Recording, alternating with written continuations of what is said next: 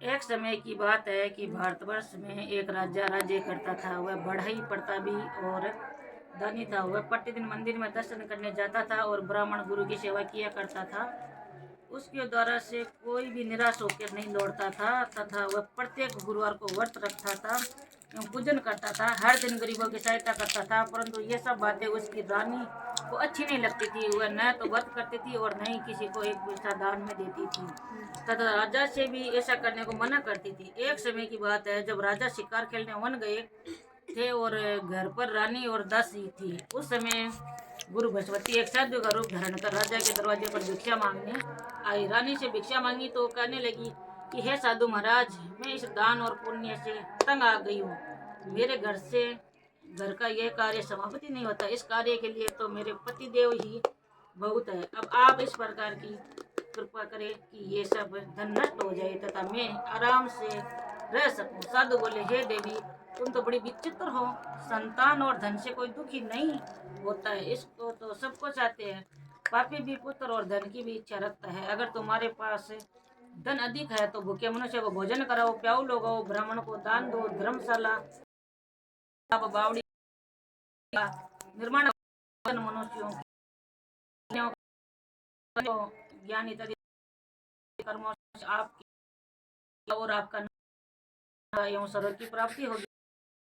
रानी इस बातों से खुशी नहीं हुई। वह बोली, हे साधु, मुझे ऐसे धन की आवश्यकता नहीं है जिससे और मनुष्य को रखने समय नष्ट। साधु ने कहा, तुम्हारी हमें तो करना बस घर क्या को धोना और कैसों को धोना। राजा से कहना कि हजामत बनवाए। भोजन में मांस मदिरा खाना भी के यहाँ दुल्हने 7 बजे सब धन कहकर साधु मरे।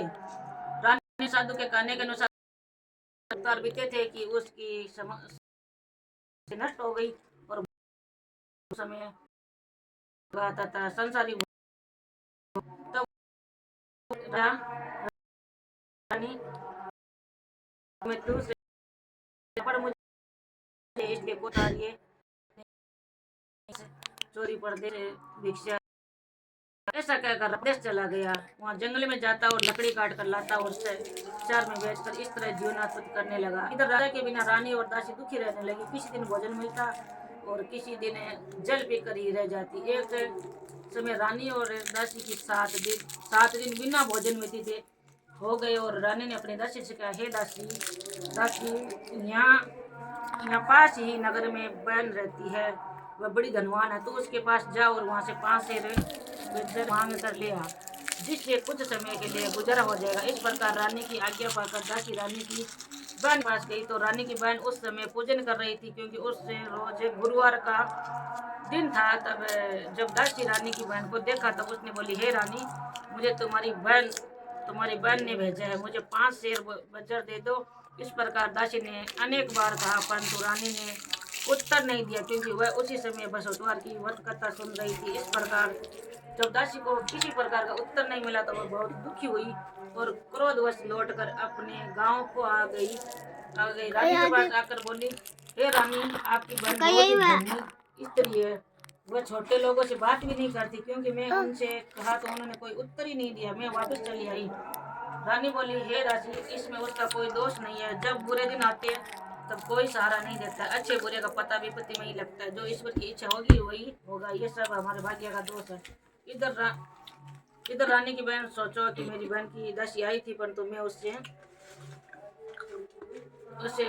बोली, इससे वो बहुत दुखी हो गई।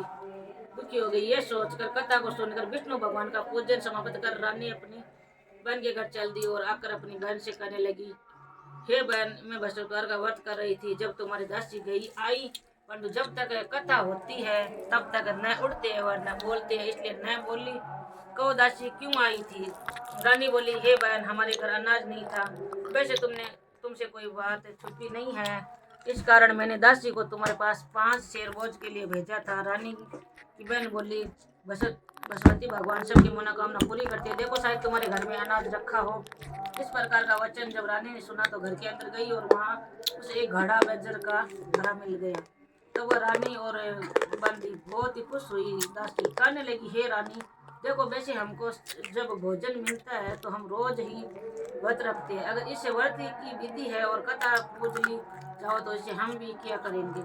तो उस रानी ने अपनी बहन से पूछा, हे बहन, बसोत्तर के व्रत के क्या नियम है? तब रानी की बहन ने बताया, बसोत्तर के व्रत में चने की दाल और मुनका से विष्णु भगवान का केले की जड़ से पूजन करे तथा दीपक जलावे, पीला भोजन करे तथा कथा सुने। इस प्रकार करने से गुरु भगवान प्रसन्न होते हैं, अन्न पुत्र धन देते हैं, मनोकामना पूरी करते हैं। इस प्रकार रानी और दासी दोनों ने निश्चय किया कि बसवतवार का भगवान का पूजन जरूर करेंगे। 7 रोज बाद बसवतवार आया तो उन्होंने व्रत रखा। गुड़ साल में जाकर चना और गुड़ बनी हुई लाई तथा उसकी दाल से केले की जड़ तथा विष्णु भगवान का पूजन किया। अब भोजन पीला कहाँ से लाए? दोनों बड़ी दुखी हुई, परंतु उन्होंने व्रत किया तथा इस कारण गुरु भगवान प्रसन्न थे। तो थालों में सुंदर पीला भोजन लेकर आए और दासी को देकर बोले, हे दासी, ये तुम्हारे और रानी के लिए भोजन है, तुम दोनों भोजन कर लेना। दासी भोजन पाकर बड़ी प्रसन्न हुई और रानी से बोली, चलो रानी जी भोजन कर लो। और रानी को इस विषय में कुछ पता ही नहीं था, इसलिए वह दासी से बोली, तू ही भोजन कर ले क्योंकि तू हमारी औरत है। हंसी उड़ाती है। दासी बोली कि हे महात्मा, भोजन दे गया है। रानी कहने लगी, वह भोजन तेरे लिए ही दे गया है, तू ही भोजन कर। तो दासी ने कहा, वह महात्मा, हम दोनों को थालों में भोजन दे गए, इसलिए हम और तुम दोनों ही साथ में भोजन करेंगे। इस प्रकार रानी और बांदी दासी मतलब दोनों ने भगवान को नमस्कार कर भोजन अर्पण किया तथा अब वह प्रत्येक गुरुवार को भगवान का व्रत और विष्णु भगवान का पूजन करने लगी। बृहस्पति भगवान की कृपा से रानी और दासी के पास धन हो गया और फिर इस प्रकार आलस करने लगी। तब दासी बोली, देखो रानी, तुम पहले इस प्रकार का आलस करती थी और तुम्हें धन रखने में कष्ट होता था, इस कारण सभी धन नष्ट हो गया। अब गुरु भगवान की कृपा से धन मिला है।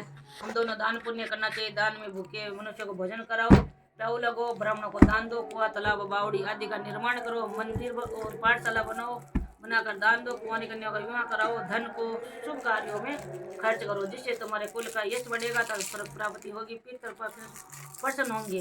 तब रानी ने इसी प्रकार से कर्म करने आरंभ कर दिए तो काफी यश फैलने लगा। एक दिन रानी और दासी विचार करने लगे कि न जाने हमारे राजा किस देश में होंगे, उसकी कोई खोज खबर ही नहीं है। गुरु भगवान से उन्होंने प्रार्थना की तो एक दिन भगवान रात्रि में राजा से सपने में कहा, हे राजा, उठ, तेरी रानी तुझे याद कर रही है, अपने देश चला जा। कन्या के घर से जा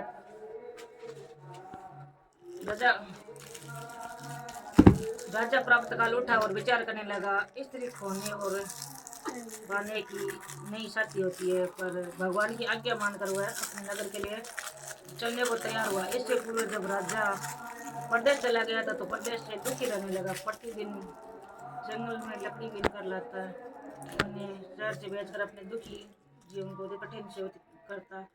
एक दिन राजा दुखी और अपनी पुरानी बातों को याद करके रोने लगा। तब उस जंगल में बृहस्पति देव एक साधु का रूप धारण करके आए तो राजा के पास आकर बोले, हे लहरी, तुम इस सुनसान जंगल में किस चिंता में बैठे हो, मुझको बताओ। ये सुनकर राजा ने नेत्रों से जल भर आया और साधु की वंदना कर बोला, हे प्रभु, आप सब कुछ जानने वाले हो। इतना कहकर साधु को अपनी कहानी सुना दी। महात्मा दयालु होते वे राजा से बोले, हे राजन, तुम्हारी स्त्री ने बृहस्पतिवार का अपमान किया था, इस कारण तुम्हारी ये दशा हुई है। अब तुम किस प्रकार की चिंता मत करो, भगवान तुम्हें पहले से अधिक धन देगा।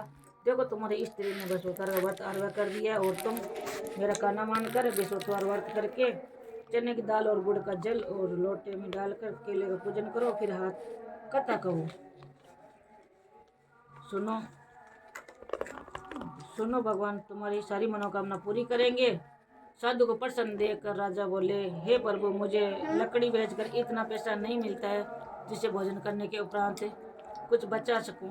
मैंने रात्रि में अपनी रानी को व्याकुल देखा है, मेरे पास कुछ भी नहीं है जिससे उसकी खोज खबर मंगा सकूं, और फिर मैं बृहस्पतिवार की कौन सी कथा सुनूं, ये भी मुझको मालूम नहीं है। साधु ने कहा, हे राजन, तुम किसी बात की चिंता मत करो। बृहस्पतिवार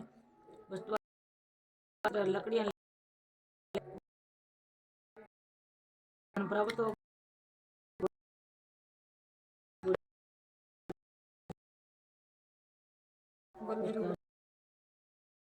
बोलिए भगवान।